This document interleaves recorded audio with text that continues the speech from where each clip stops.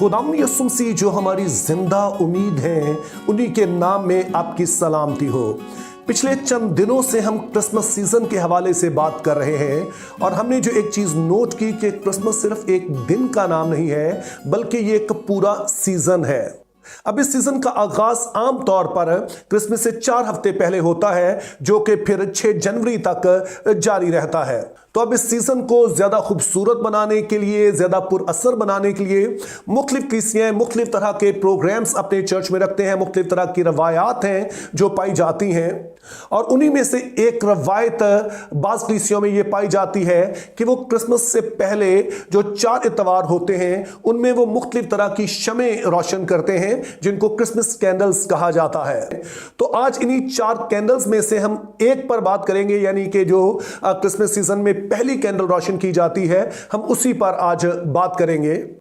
लेकिन इससे पहले कि मैं इस पर बात करूं, एक लफ्ज शायद आपने सुना होगा, वो है एडवेंट। तो क्रिसमस सीजन का ये दूसरा नाम है जो इसे दिया जाता है, एडवेंट सीजन। एडवेंट जो है ये दरअसल एक लातीनी लफ्ज है जिसका इंग्लिश में तर्जुमा बनता है अराइवल। उर्दू में इसका मतलब बनता है आमद, यानी कि इस सीजन का ताल्लुक मसीह की पहली आमद से है। और फिर इसी हवाले से क्रिसमस से पहले जो इतवार आते हैं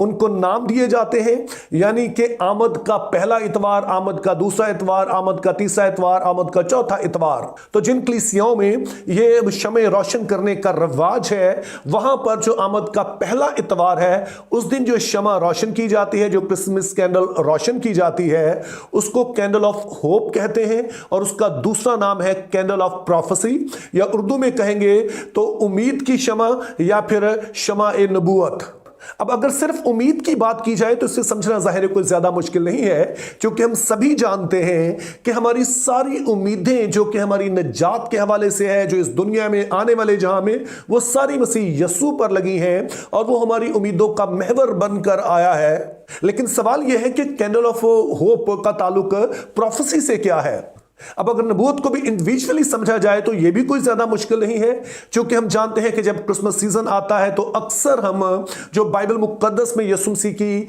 आमद के हवाले से, उसके काम के हवाले से जो नबूवतें पाई जाती हैं, उनका जिक्र किया जाता है। लेकिन एक गलती जो हमसे अक्सर सरजद होती है वो ये है कि नबूवत को हम बड़े ही महदूद अंदाज में समझते हैं, क्योंकि हमारे नजदीक जो नबूवत होती है उसका वाहिद मतलब होता है किसी मुस्तकबिल के बारे में कुछ चीज बताना।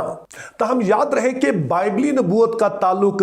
सिर्फ इस बात से नहीं है कि मुस्तकबिल के बारे में कोई बात कहना, बेशक ये इसका हिस्सा है, बल्कि आम तौर पर बाइबल मुकद्दस में जब हम नबूवत देखते हैं तो उसका मतलब होता है जो खुदा की मर्जी है, जो खुदा का इरादा है, जो खुदा का मंसूबा है, उसको रिवील करना, उसको जाहिर करना। तो इस तरह से अगर हम नबूवत को या प्रोफेसी को सिर्फ पेशगोई के तौर पर समझेंगे कि आने वाली बातों का अहवाल बताने से समझेंगे, तो हम जो मेन मकसद है बाइबल मुकद्दस का, हम उसे किसी तरह से खो देंगे। उसकी एक मिसाल जो है हमें यूहन्ना 5 बाब और उसकी 39 आयत में मिलती है, जिसमें कुछ यूं लिखा है, तुम किताबे मुकद्दस में ढूंढते हो क्योंकि समझते हो कि उसमें हमेशा की जिंदगी तुम्हें मिलती है, और ये वो है जो मेरी गवाही देती है। जरा गौर कीजिए कि यीशु मसीह का यहां पर कहना है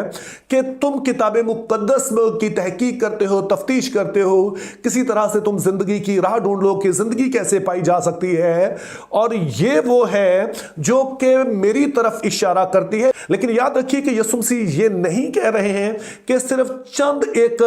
कोई इक्का दुक्का इधर उधर बिखरी हुई जो नबूवतें हैं वो मेरे बारे में पाई जाती हैं, बल्कि वो कहते हैं कि पूरे का पूरा जो पुराना अहदनामा है, चूंकि उस वक्त किताब मुकद्दस सिर्फ वही थी, अहद जदीद था उस वक्त तक लिखा नहीं गया था जब यूहन्ना ये बात कह रहे हैं, तो उनका कहना है कि अहद अतीक अपने आप में जो है वो एक नबूवती किताब है जो कि दरअसल मेरे बारे में बयान करती है। दूसरे लफ्जों में हम कहेंगे कि अहद अतीक का बुनियादी मकसद ये है कि वो खुदा के उस मंसूबे को रिवील करे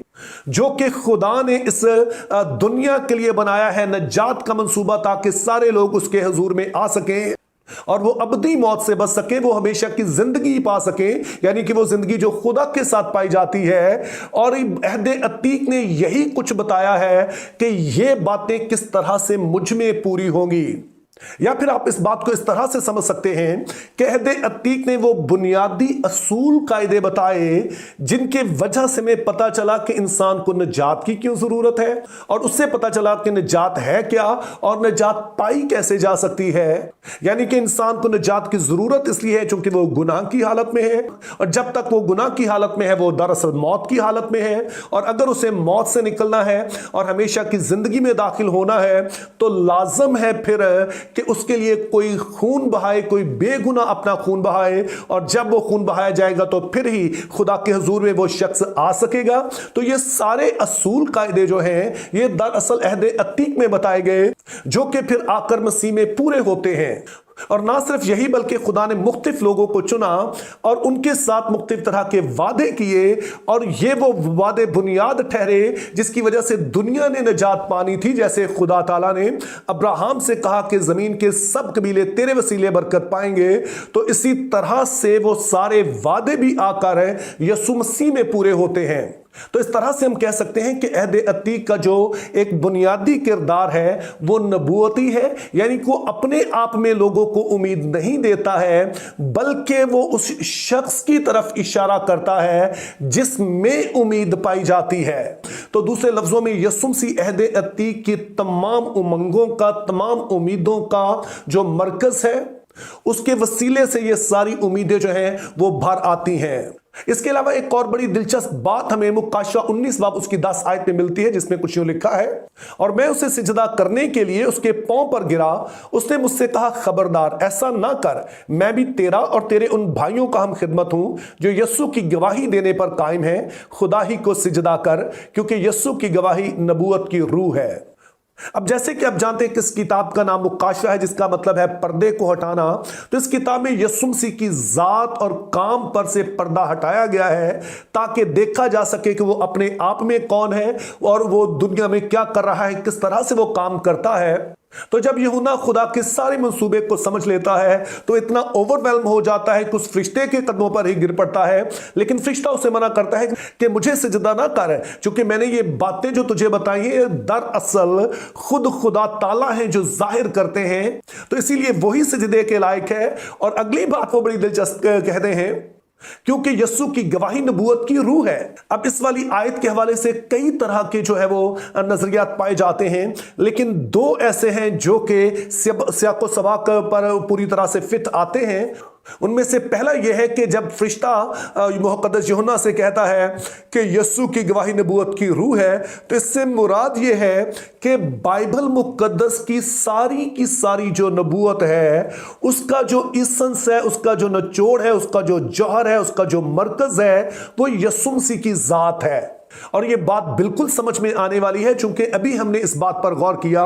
कि अहद अतीक पूरे का पूरा जो है उसका एक नबूवती रोल है, और वो सारे का सारा जो है वो यीशु मसीह की तरफ इशारा करता है। यानी कि वो सारे मंसूबे जो अहद अतीक में शुरू हुए, वो सारे असूल कायदे बताए गए ताकि अल्टीमेटली वो मसीह यीशु में पूरे हों।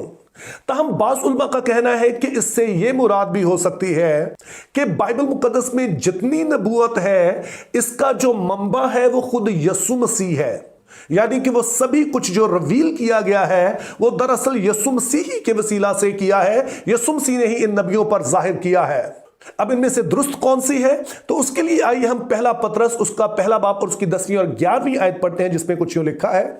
इसी निजात की बाबत उन नबियों ने बड़ी तलाश और तहकीक की जिन्होंने उस फजल के बारे में जो तुम पर होने को था नबूवत की। उन्होंने इस बात की तहकीक की कि मसीह का रूह जो उनमें था और पेशतर से मसीह के दुखों की और उनके बाद के जलाल की गवाही देता था, वो कौन से और कैसे वक्त की तरफ इशारा करता था। अब पतरस इसके बयान की रोशनी में मैं इस बात में दलेरी महसूस करता हूं कि ये दोनों ही जो बातें की गई हैं ये दोनों इंटरप्रिटेशन दुरुस्त मालूम होती हैं और दरअसल वो एक दूसरे को अपहोल्ड करती हैं। क्योंकि एक तरफ तो मुकद्दस पतरस का कहना है कि ये मसीह का रूह था जो कि नबियों में होकर, यानी कि अहद अतीक के जो नबी हैं वो इन सारी बातों की खबर पहले से दे रहा था, लेकिन इस बात को कहते हैं कि मसीह का रूह सिर्फ उन्हें खबर नहीं दे रहा था बल्कि ये खबर खुद मसीह ही के बारे में थी। या फिर ज्यादा आसान अल्फाज में कहें तो जो सारी की सारी बाइबली नबूवत है اس کا منبع یعنی سورس جو ہے وہ بھی یسوع مسیح ہے اور اس کا مضمون بھی یسوع مسیح ہے۔ تو اس طرح سے آمد کے پہلے اتوار پر یہ جو شمع روشن کی جاتی ہے، اس کا مرکزی پیغام یہ ہے کہ عہد عتیق میں صرف چند نبوتیں نہیں پائی جاتی ہیں جو کہ ہمیں مسیح کے بارے میں امید دیتی ہیں، بلکہ پورے کا پورا جو پرانا عہد نامہ ہے اس کا ایک ہی مقصد ہے کہ وہ یسوع مسیح کو ریویل کرے، ان اصول قاعدوں کو ریویل کرے جو کہ یسوع مسیح میں پورے ہونے ہیں۔ اور پھر یسوع مسیح کا موازنہ کسی بھی شخص سے نہیں کیا جا سکتا ہے جو کہ سمپلی پیغام لے کر آیا ہے، چونکہ یسوع مسیح اپنے آپ میں پیغام ہے اور وہ ہے جس کے بارے میں جو نبی اور پیغمبر بات کرتے رہے۔ اور اگر کوئی ایسا ہے جو کہ یسوع مسیح کی خبر نہیں دیتا ہے، یسوع مسیح کا پیغام نہیں دیتا ہے، تو پھر اس کا بائبل مقدس سے کوئی تعلق نہیں ہے، چونکہ بائبل مقدس کی جو نبوت ہے وہ اس امید کا پیغام دیتی ہے جو کہ یسوع مسیح میں پایا جاتا ہے۔ Think biblically, live purposefully, have a very good day.